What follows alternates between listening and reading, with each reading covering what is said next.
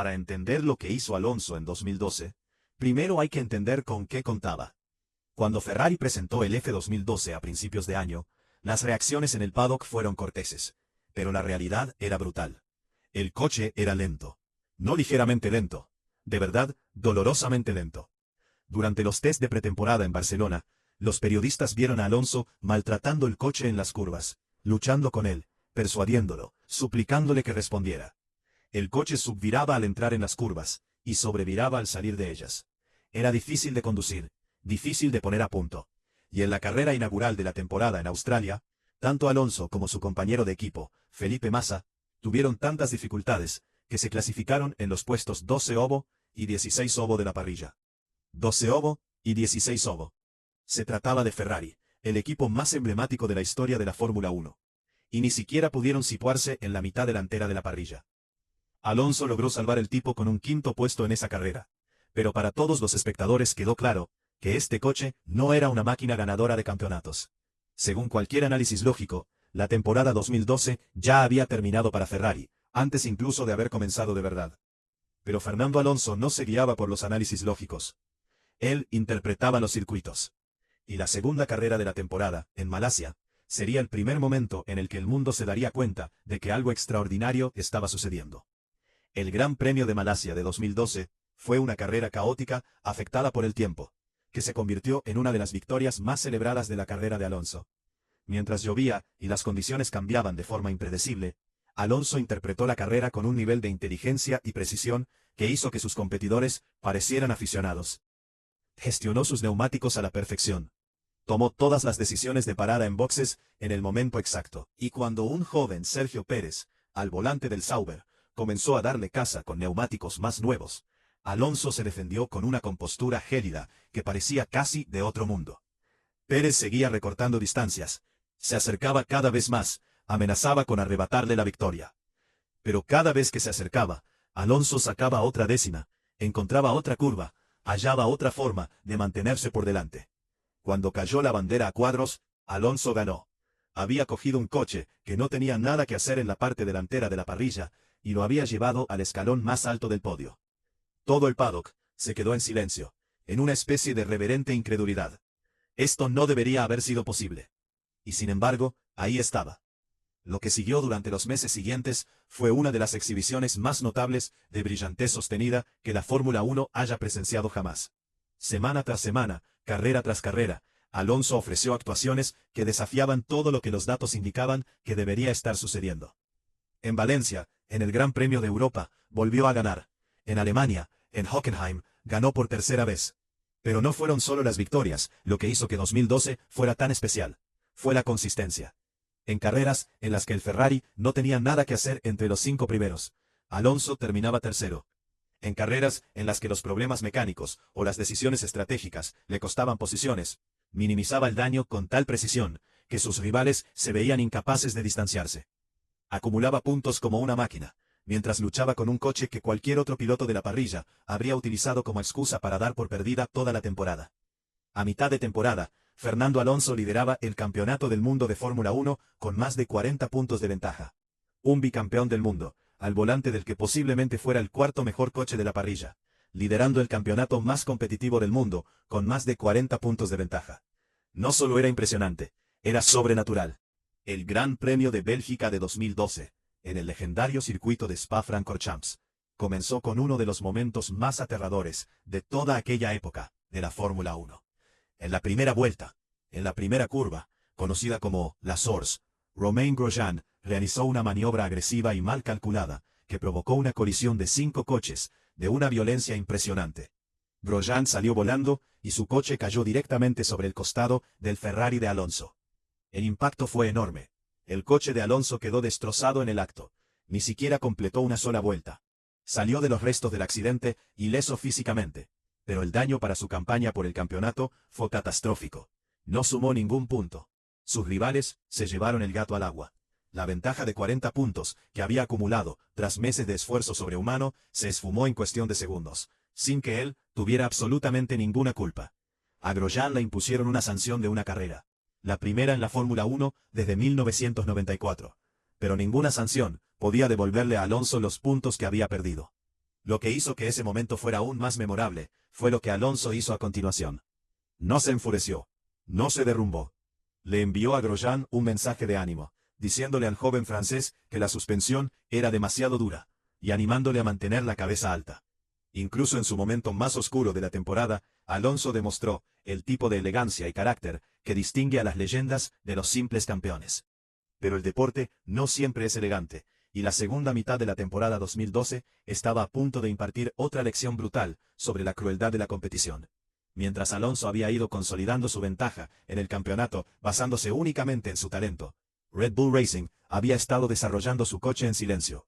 Sebastian Vettel, el vigente bicampeón del mundo, había tenido problemas de fiabilidad y mala suerte en la primera mitad del año. Pero en la segunda mitad, Red Bull liberó el verdadero potencial de su máquina, dominando un concepto técnico relacionado con el flujo de aire del escape que transformó el rendimiento de su coche. Y Vettel, uno de los pilotos más clínicamente precisos de la historia de este deporte, comenzó a ser absolutamente imparable.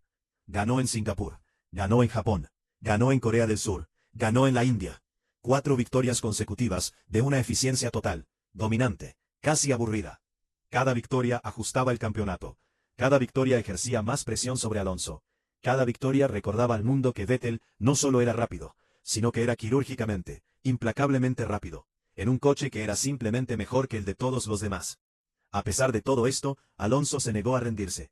Siguió terminando carreras, siguió sumando puntos. En Corea quedó tercero. En la India quedó segundo. En Abu Dhabi se mantuvo matemáticamente en la lucha. No solo estaba sobreviviendo, estaba luchando vuelta tras vuelta, carrera tras carrera, con ese tipo de intensidad competitiva ardiente que simplemente no se puede fabricar. O la tienes o no la tienes.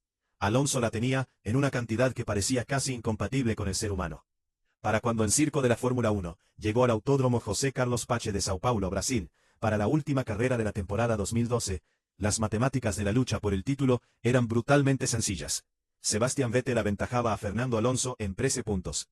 Alonso necesitaba ganar la carrera, y necesitaba que Vettel terminara por debajo del sexto puesto. Las probabilidades estaban en su contra. El coche seguía sin ser el más rápido de la parrilla. Pero esto era Brasil, y este era Fernando Alonso. Y la primera vuelta de esa carrera sumió al mundo entero en un caos absoluto. En la primera vuelta, el Williams de Bruno Senna y el Red Bull de Sebastian Vettel chocaron. Vettel hizo un trompo. Cayó al último puesto. El último puesto en una parrilla de 24 coches, en la última carrera del año, con el campeonato en juego. El público de Interlagos estalló. Alonso, que rodaba en cabeza, se encontró de repente en una posición con la que apenas se había atrevido a soñar. El título estaba ahí, al alcance de la mano. Todo lo que tenía que hacer era mantener la cabeza fría, seguir rápido, y dejar que la carrera siguiera su curso. Pero esto es la Fórmula 1, y la Fórmula 1 no sigue un guión de cuento de hadas. Vettel, pilotando con la fría determinación mecánica de un hombre que simplemente no acepta la derrota, comenzó a abrirse paso entre el pelotón.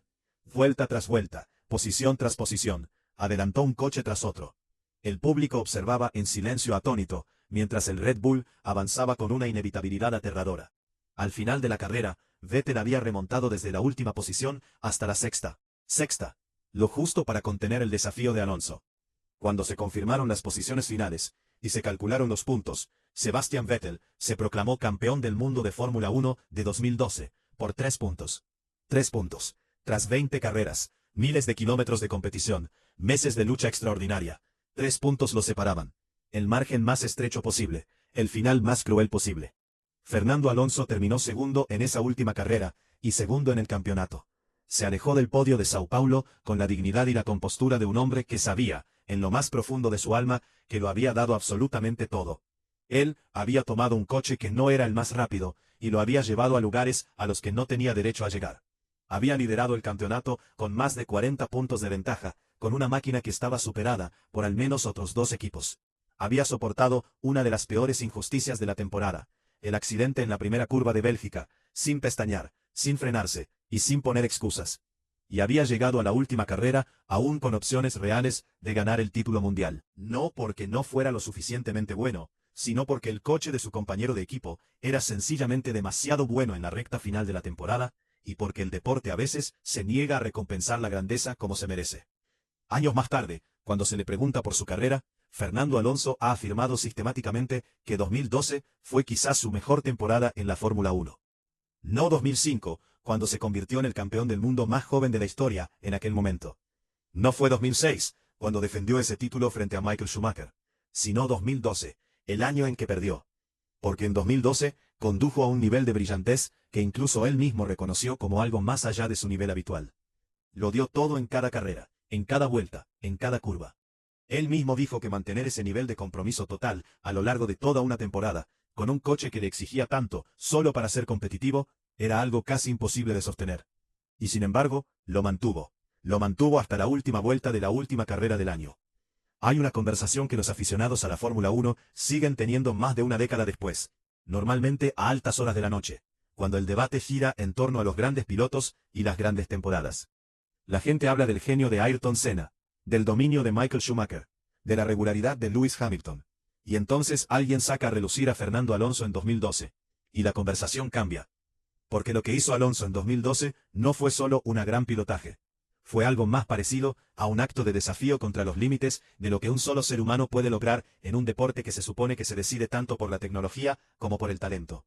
Estuvo a punto de ganar un campeonato del mundo en un coche que no tenía nada que hacer entre los primeros puestos de la clasificación. Se quedó a 3 puntos de lograr uno de los triunfos deportivos más improbables de la historia moderna. Sebastian Vettel se mereció su campeonato en 2012. Condujo de forma brillante en la segunda mitad del año. Y su remontada en Brasil fue una de las actuaciones individuales más impresionantes de su carrera. Pero la verdadera historia de la temporada, la historia que la gente sigue contando, sigue debatiendo, sigue sintiendo profundamente, pertenece a Alonso. Porque a veces las historias deportivas más poderosas no tratan sobre la persona que ganó, tratan sobre la persona que llevó los límites del rendimiento humano tan lejos de lo que nadie creía posible, que incluso en la derrota dejó el deporte para siempre cambiado. Fernando Alonso no ganó el campeonato del mundo de Fórmula 1 de 2012. Pero hizo algo más excepcional y duradero que eso. Mostró al mundo exactamente cómo es cuando un ser humano se niega a aceptar sus limitaciones. Y durante una temporada extraordinaria, en un coche rojo que se suponía que nunca sería lo suficientemente rápido, Fernando Alonso no era humano. Era algo más.